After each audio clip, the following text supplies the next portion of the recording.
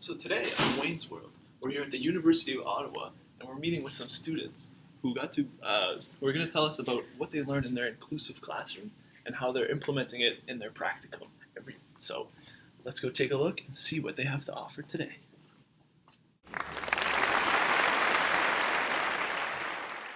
All right. Thanks, Claudia, so much for being with us today. Would you mind explaining a little bit about yourself so the audience can get to know you before we start? Yes, so my name is Claudia. I'm in the first year of the 2-year BEd program. My teachables are English and Religion, and I currently completed a practicum at St. Francis Xavier in grades 7 and 8 in 3 language arts classes. All right, thanks so much. So first of all, I wanted to discuss Khan's 3 C's, and I was wondering if you would mind explaining that to the audience and maybe giving them a few examples of applications for the classroom. So Khan's constructivist theory points out 3 C's, and it's collaboration, so collaboration between student and teacher and student, content, so the learner's interest is the focal point, and your material shouldn't be too easy and it shouldn't be too hard, but it should be relevant, and choice, so allowing the students to be active participants in learning. And this choice can come in curriculum content and activities that you bring into your classroom. In dealing with 3 grade 7 language classes, I instructed a unit on poetry, and I found the best way to get students interested in poetry was bringing in things that were relevant to their lives. So for example, the theme throughout my unit was rap or music, and I found that the students connected with that very easily, and I also gave them the opportunity to choose their own songs to analyze. So bringing in that content, I found that they were most excited about that assignment in particular, and then when it came time to writing poetry, they took things that they had brought in from their life and their interests and connected it with structures that we learned in terms of stanzas and lyrics and whatnot. And for the most part, in getting student feedback, they said that they liked the fact that I'd asked them what they were interested in and bringing that into the classroom. Okay, Claudia, if you have enough time, I'd like to ask you a second question. Would you mind giving us an example of a student that Khan's theory most benefited? So one student in particular that I can think of did not participate in class at all, was often sent to the Learning Center because it was more often that he would sit there and not complete his work. So if he was not going to complete his work, he might as well be sent to the Learning Center, and that was kind of the relationship that my AT had discussed coming to the classroom beforehand, that if he asked to go, just let him go. But I found that even though he may not have been working on class content, he loved taking on roles. So if we were playing a game and he didn't want to participate, I would often give him the role as like scorekeeper or kind of the, if there was like an extra bonus round or tiebreaker, he would deal with those questions. And from that point on, I found that he definitely was more involved and engaged in the classroom and slowly but surely would produce pieces of work. And so I'm hoping that in continuing that relationship for the rest of the semester, that eventually he'll start participating more in the classroom. My associate teacher from last semester also organized her class in such a way that if students were unable to sit in their desks, she had standing tables, and they could go to them freely, and I found even that organization really brought in Khan's theory of constructivism in the classroom, and it helped students that couldn't focus have a space to go to kind of regain their thoughts or just stand instead of just sitting still in a desk. Okay, perfect. Would you mind giving us an example of when a situation in your classroom when you didn't have the traditional power structure in the sense that the teachers are above the students? So just to bring Khan back in, I found that something that really helped was not actually having my own desk in the classroom. And at the beginning of the semester for practicum, I thought that'd be an issue in terms of, where would my space be? But in not having a desk and not wanting to take over my associate teacher's desk, I circulated for most of lectures and lecture time, and found that being on the level of the students and being able to be with them while they were working was definitely great for collaboration and student engagement and participation. And also a nice comment I received at the end was that teachers would walk by the classroom and see me standing and circulating, and so they found themselves sitting at their desks less when teaching. Okay, thanks so much for sharing. Thank you for having me.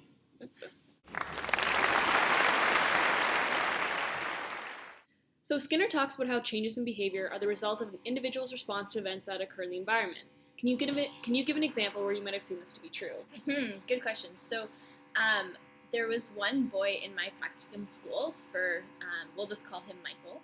So Michael had autism, and there was one incident where there was a student he had been going to school with since grade 4, and unfortunately her mom had passed away. And so when Michael found this out and that this girl would be leaving the school, Michael reacted. He acted out in class. He was not focused, spoke out a lot more, and was very distracted. And so having this event kind of shook him up, which changed his learning and his ability to learn the class. And so I think that's a good example of how these outside factors can really play a role in a child's education. And the reality is that a lot of students come from environments at home that might not be conducive to learning, or maybe their parents don't encourage doing well in school. And I think that has a huge impact on their development and how well they're able to utilize their skills in a classroom because of these outside things that are affecting them. In class, we learned about different guidelines when implementing a contingency management program. Could you explain what this is and maybe give an example of how you use these guides? So I think I'll just name the first 4 points of this program, and then I'll give an example of how I used it in my practicum experience. So the first point is that you need to be positive at all times, especially when correcting a child's behavior. So a lot of the time when I had one-on-one teacher conferences with students, I would sit down with them and I would always go through things that I thought they did really well, just to make them feel encouraged, and then I would give constructive criticism as to how they can improve, so that when they were handing in their final copy, they really, I would hope, was handing in their best work. The second thing that is part of this contingency management program is that you prepare work before school starts. So before the bell rang, I always made sure that I had the handouts that the students needed for that work period already on their desk, so that when they came in, I didn't have to worry about handing it in. They knew that as soon as they sat down, it was going to be time to work. The third thing that this program talks about is keeping lessons short and to the point. So what I tried to do was have in my English class, was the first maybe 20 minutes of the class would be focused on instruction, and then the remainder of the period was usually group work or individual work on the assignment, so that I felt helped to break up the period and students were a lot more focused. And then the fourth thing I'll talk about is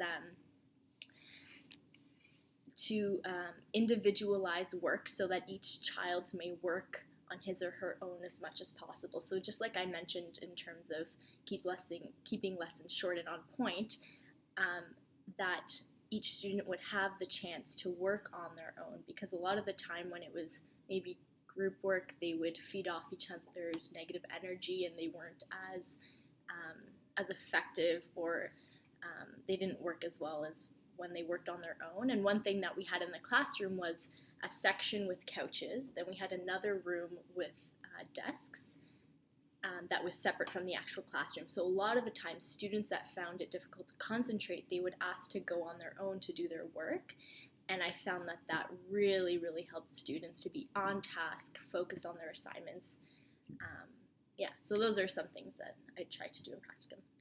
So Glasser discusses 2 ways to develop success identity. Can you state for our viewers what they are and describe them? So the 2 ways to develop a success identity is, the first one is love. So a student needs to feel like they belong to something. And then the second thing is self-worth.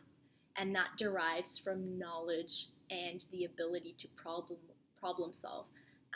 So I'm just going to, I guess, touch upon how I tried to use that in my practicum experience. The first one, the sense of belonging. So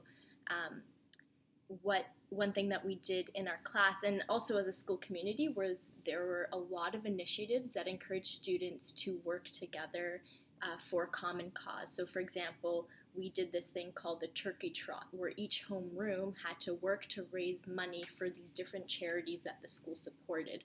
And it was amazing to see how the students all came together and really felt a part of something to create change. So I think that was a great way to help students feel like they belonged. The second thing, self-worth. I'll just restate, it derives from a knowledge and the ability to problem solve. One thing I can think of is there are these twin students that just moved to Canada, and they hardly spoke any English at all. And we were working on the graphic resume, which required them to really to use computers and technology which they were not used to using before, and different programming. And when I sat one-on-one with these two students, to see their faces light up when they actually understood how to use it, and they did a fantastic job, and I told them that they really, I would hope, helped them somehow feel more, I don't want to say worthy, but they felt more capable, and I think that helped to contribute to their self-worth and their understanding that, okay, I can do this. Even though it might be difficult, it's not impossible for me to do. So those are two ways that students can develop a success identity, and two examples of how I try to use that. So we're going to take a short break from Wayne's World. We'll be back momentarily after a word from our sponsors. Do you struggle with Piaget's cognitive stages of development? If so, contact Wayne Sheldrick, PhD.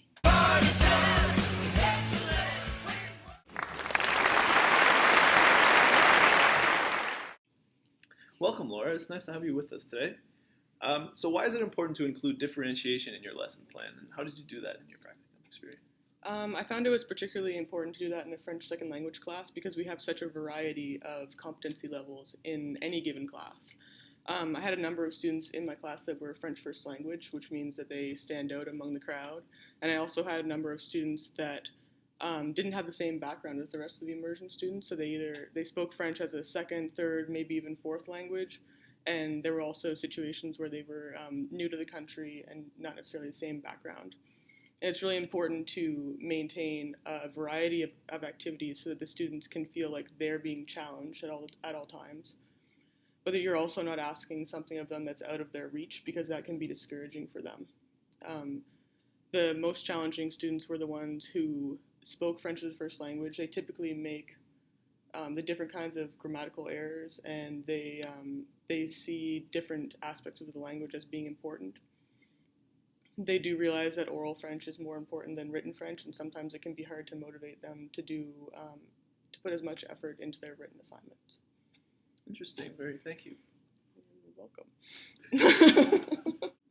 So what kind of strategies did you use when dealing with students who are on the autism spectrum? A couple of years ago, I had the privilege of working with a young boy who I'm going to refer to as Kevin. He was a really great young guy. He was in grade 7, and he had a few difficulties on a day-to-day basis because of the fact that he was on the spectrum. Just before I start, I want to give you a little bit of background on him. He was working on developing his social skills, so he was able to have conversations with people, but they were generally one-sided.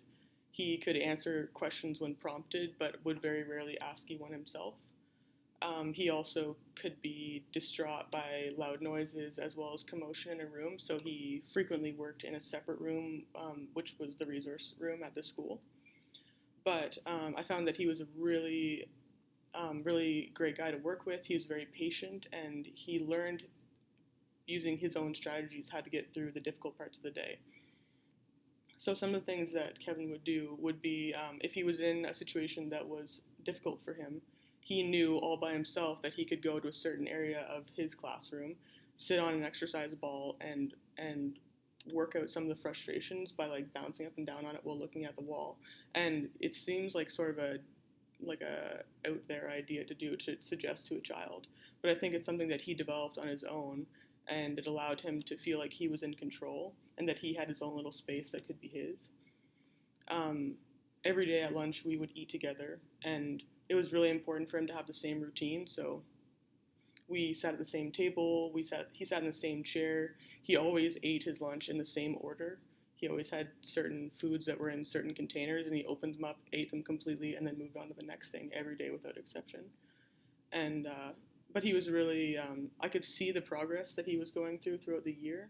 His goal that his EA and the principal and his parents decided on was that he was going to work on greetings and how to appropriately interact with people and appropriate ways of touching, because he's not very comfortable with excessive touching, as are most students that are on the spectrum. So he was working on saying hello and goodbye to people, addressing people by their names if he knew them, and you could see how he got better at it as the year went on.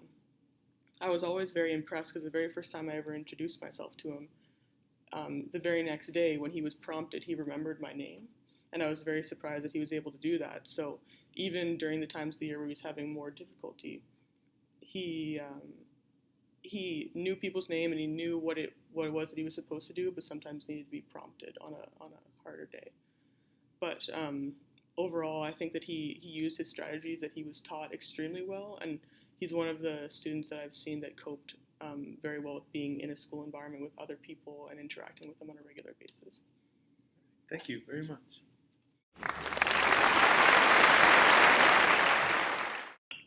So we're here today with Daniel TC.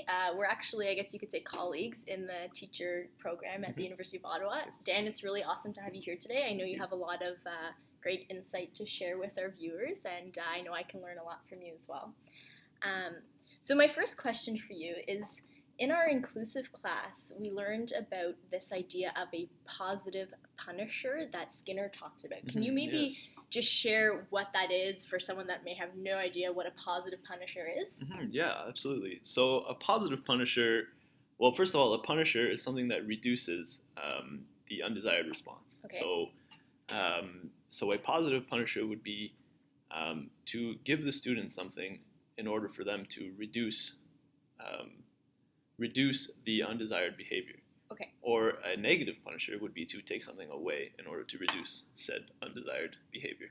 Okay. So I saw that a lot in my practicum.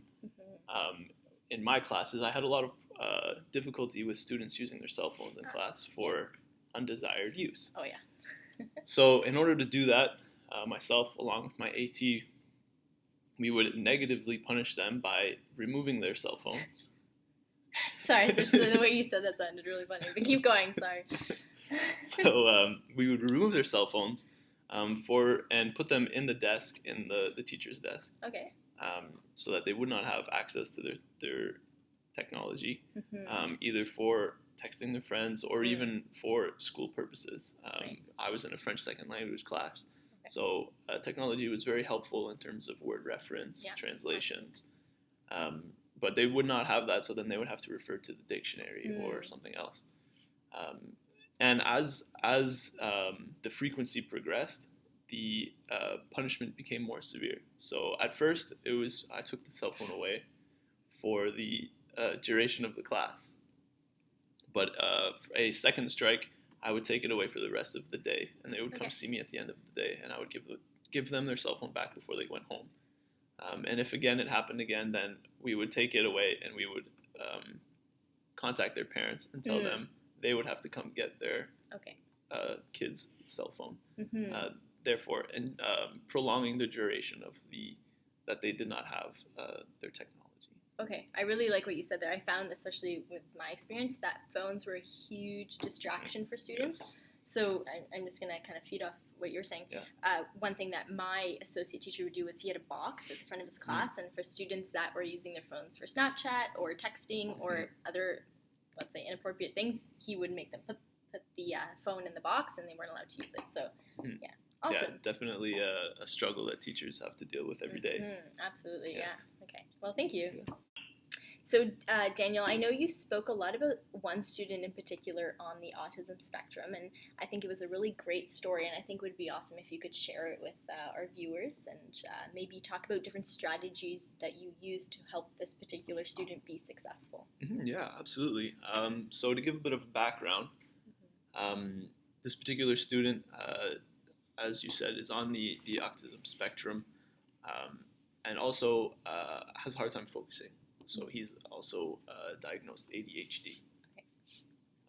So the school, for him, provided a laptop, his own personal laptop that he can use to help him with his work. I had him for a core French class. So he used that a lot for Google Translate, translations, word references, things like that. But I found, at the beginning of my teaching, of like me teaching him, I found that he used his laptop, but for all the wrong reasons. So he would be on the internet playing internet games instead of doing his work. So in order for me to get him to do his work, to focus, at first I really had to spend more time one-on-one with him, really explain the task step by step, and I think that helped him a lot. By me setting him short-term goals, so little step-by-step short goals within the task, he would then have that little bit of he would have that success of finishing that first initial task, and then which then gave him motivation to move on to the next task. So by the end of the term, I saw that he was in some. So by the end of my session with him, I found all of the other students were usually getting pretty excited. Oh, Mr. TC's leaving. They were excited that you were leaving? Well, excited because they knew that it was going to be a party, I guess. Oh, okay. I don't know. But all the other students were not very on task. But I looked over and I saw that he was the only student who was very focused on task and really doing a really good job of what he was doing as well. So that was really, it really pleased me to see that, because it showed that the one-on-one work that I put in with the student really paid off, and I saw a great change in his work ethic from when I started to when I finished. So that was really nice to see. Yeah, that's awesome. I really like what you said about working one-on-one with the student and setting these short-term goals for him to reach, because I think when a student feels like they can accomplish something, they're so much more motivated to keep working at it. So I think that was really fantastic that you use that approach. Yeah. Thanks so much for joining us this week on Wayne's World. We hope that you found this program very informative. It was really awesome to have so many teacher candidates in with us. Don't forget to join us next week, Monday at 7 p.m. We're going to have 2 pigeons coming in and playing ping pong for us. We're really excited for that. So take care, and we'll see you then.